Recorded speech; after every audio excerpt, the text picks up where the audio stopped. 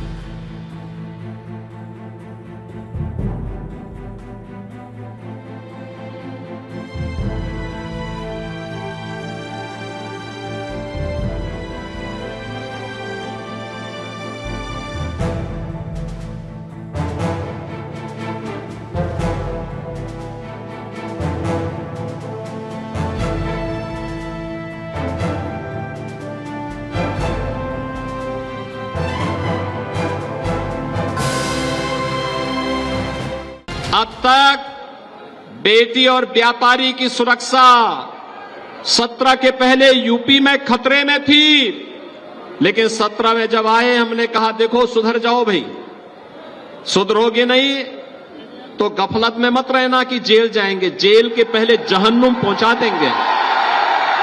और बहनों और भाइयों, आपने देखा होगा, यानी कुछ तो भाई जो आम श्रद्धालु है उसके लिए भगवान राम का मंदिर है, उसके लिए जय श्री राम, लेकिन जो कानून को नहीं मानेगा उसका राम नाम सत्य है भी तय है। और आपने देखा होगा ना कैसे हो गया, कुछ तो राम नाम सत्य हो गए और कुछ स्वयं ही अपनी मौत ही मर रहे हैं।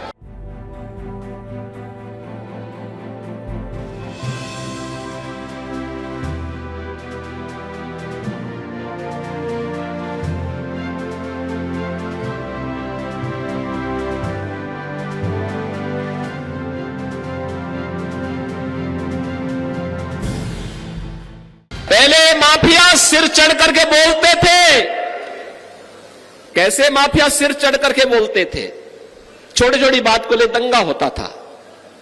आज देख रहे होगे दंगा करने वाले भूल ही गए दंगा भी कभी होता था, उल्टा लटका दिया जाता है उनको। दंगा करते हैं तो तुरंत पकड़ करके उल्टा लटका कर नीचे मिर्च का झोंका लगा दिया जाता है कि हमेशा के लिए भूल जाए। और अगर किसी निर्दोष व्यापारी और बेटी के साथ कोई दुर्व्यवहार करता है तो बहनों और भाइयों, उस समय उसकी क्या दुर्गति की जाती है ये भी आपने देखा होगा।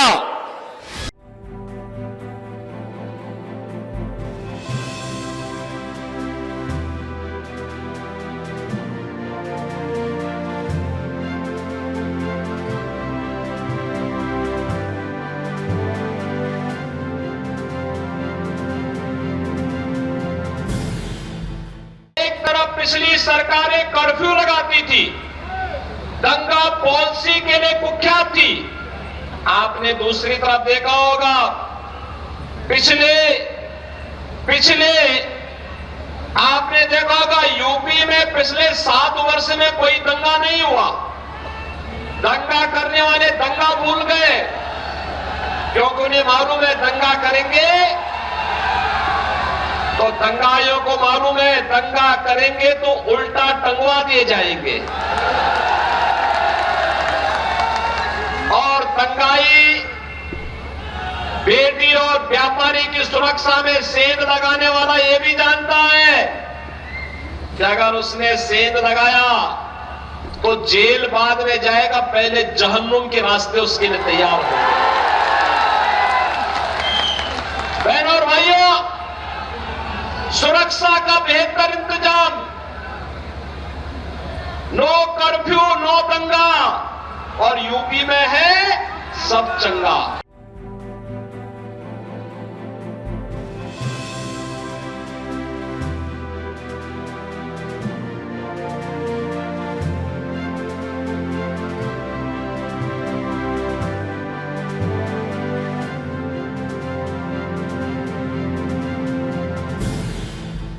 आप देख रहे होंगे जिनके नाम से ही लोग कर्फ्यू जैसा माहौल होता था, आज उनकी दुर्गति क्या है हर व्यक्ति देख रहा है।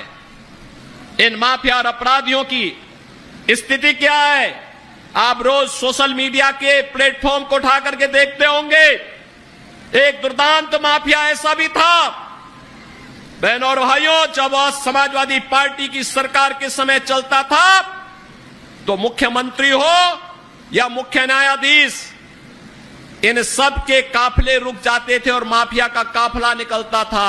और जब हमने कार्रवाई की उस माफिया के खिलाफ और उसको रगड़ करके कोर्ट के सामने प्रस्तुत किया तो उसकी पैंट गीली हो गई थी।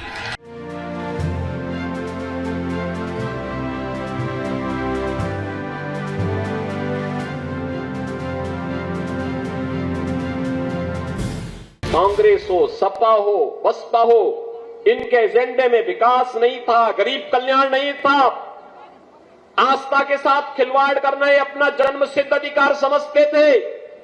माफिया और अपराधी को अपने गले का हार बना करके ये लोग प्रदेश की जनता पर, बेटी की सुरक्षा पर, व्यापारी की सुरक्षा पर सेंध लगाने का कार्य करते थे। ये बीजेपी की सरकार जो बोलती है वो करके दिखाती है। आज आप देखते होंगे माफिया या अपराधी या तो जेल में है या जहन्नुम में है।